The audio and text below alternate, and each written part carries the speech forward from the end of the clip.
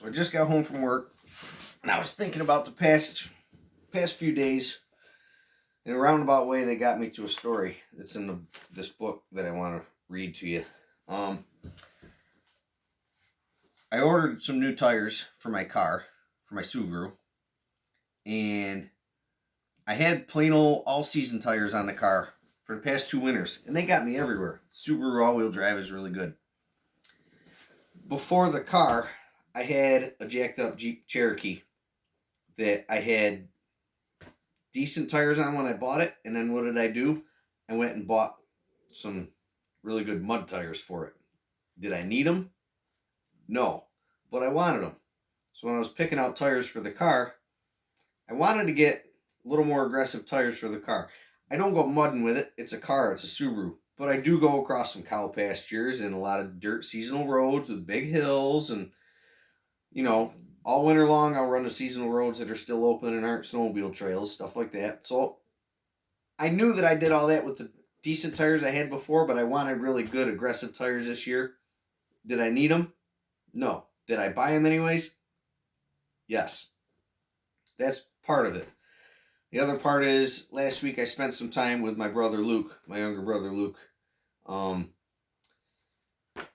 hung a deer in his barn, watched him skin it and gut it, hung out with him for a night, and then the next day I went and carved it up, brought it home, trimmed it, and sealed it all myself. But hanging out in the barn with my brother made me think of, because I was also thinking of tires at the time, this story in my first book, Reflections of a Fly Rod. It has to do with the whole vehicle thing and knowing what you need and what you can get by with, but knowing what you want is a big deal for me these days. Wanting is fine, but getting by with what you need is good enough. That happens in this story. And it's a story about my brother Luke.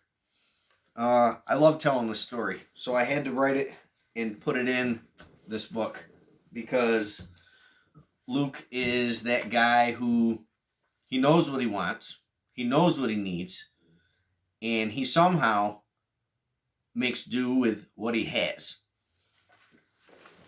So this story is in Reflections of a Fly Rod. It's my first book. It is called Old Enough to Know Better. I was walking across the dirt parking area, waiters making that familiar zip-zip sound of friction with each step, calling out the cadence of a skunked angler as I marched back to the Jeep. I'd been the only vehicle in the lot when I'd parked over an hour ago, but now there sat a small pickup next to my new old ride, and the guy behind the steering wheel smiled and nodded as I walked up to the back door. "That's a real nice rig you got there. I saw you in town a few days ago, and I had to pull in here when I saw it parked to check it out."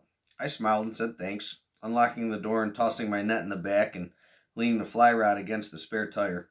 "I have to ask, since it's lifted and has the winch and all, why you didn't go with a more aggressive mud tire?"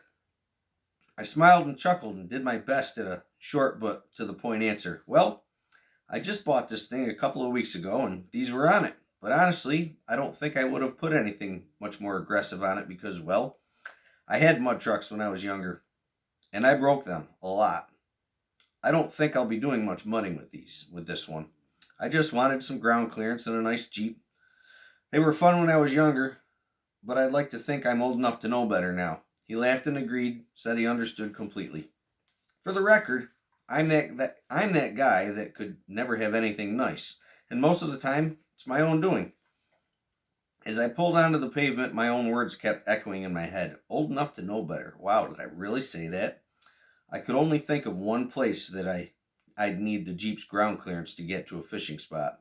The family farm meant trekking across old pastures riddled with boulders and stumps hidden in waist-high, neglected hayfields. Pretty much any of the other fishing spots were at most a drive on a washboard seasonal dirt road that you were liable to pass a two-wheel drive family sedan on, never once needing to drop the transfer case into high range, let alone run out the winch cable. Are there places I'll go and eventually need the lift and winch? Sure, probably, maybe. But I broke a lot of parts on my lifted trucks when I was young. I'd like to avoid that now. This being my only vehicle, it's got to get me to work. Growing up absolutely takes the fun out of quite a few things you took for granted when you were younger. Old enough to know better. What do I really, truly need to get me to the fish? I think back to some of the cars and trucks my younger brother Lucas had, and one pops to the front. I met him one day at Delta Lake. The plan was to head out in his canoe and chase largemouths and pickerel in the back sets. He was bringing the canoe. Now, he's had quite the eclectic fleet of vehicles over the years, from Bronco 2s with tree trunks for bumpers and no doors, to 1980s Firebirds with no doors. No, really, it was a Firebird, and it had no driver's door at all.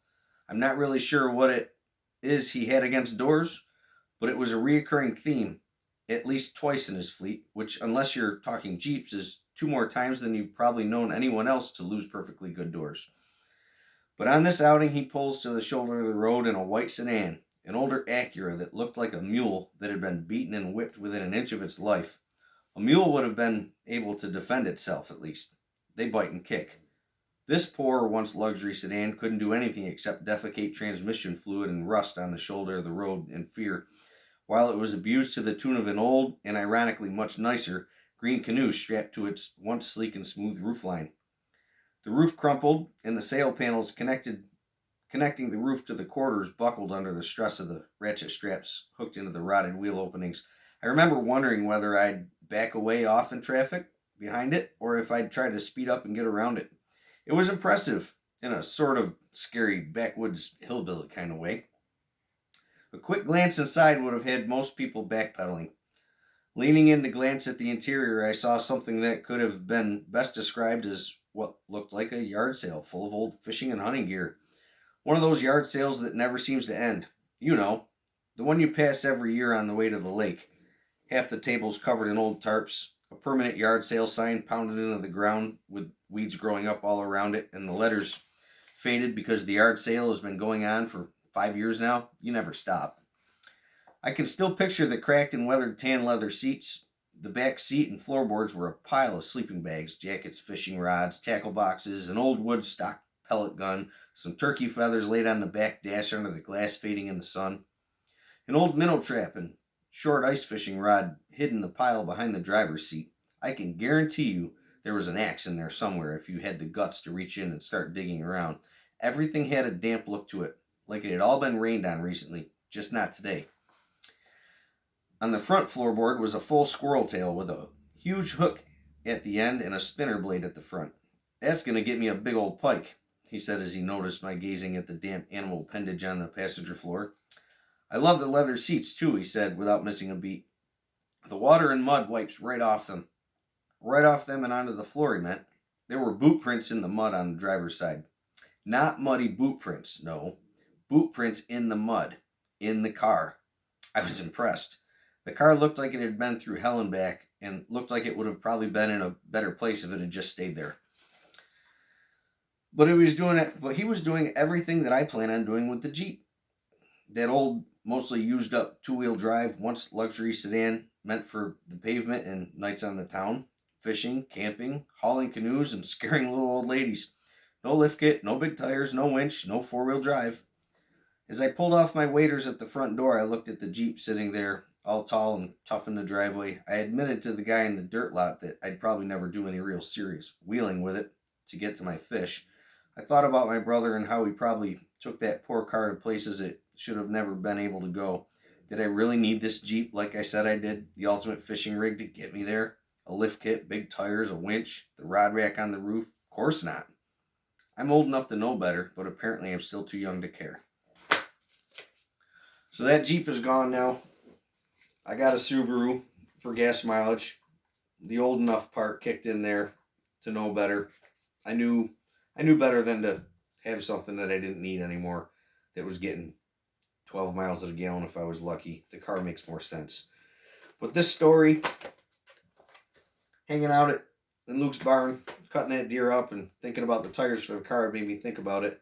And it goes with my theme that I've really been after with myself this past year. What do you really need as opposed to what do you really want? Getting what you want is cool. But if all you do is get what you need and it gets you by, and that frees up money and time because you're good enough with what you got, then that frees up money and time to go live a little bit. It's pretty smart. Luke is always, I don't think Luke's ever had a vehicle payment that I know of. If he has, it didn't last long. It's always been some old used car that gets him where he needs to go. And they've always gotten him everywhere. So maybe I'm a little jealous of him in that aspect. And there's a lesson to be learned there. Exactly what I'm talking about. You know, those $50,000 four-wheel drive pickup trucks are really nice. Would I like to have one? Sure. Do I need one? Not in the least. And that frees me up from that $50,000 pickup truck payment that I don't have to work all the crazy overtime to afford, which frees up my time so I can go do more stuff. The car gets me there just fine. That's an example of the type of stories you get in my first book, Reflections of a Fly Rod. It's on Amazon.com. How many more times can I say or in this video?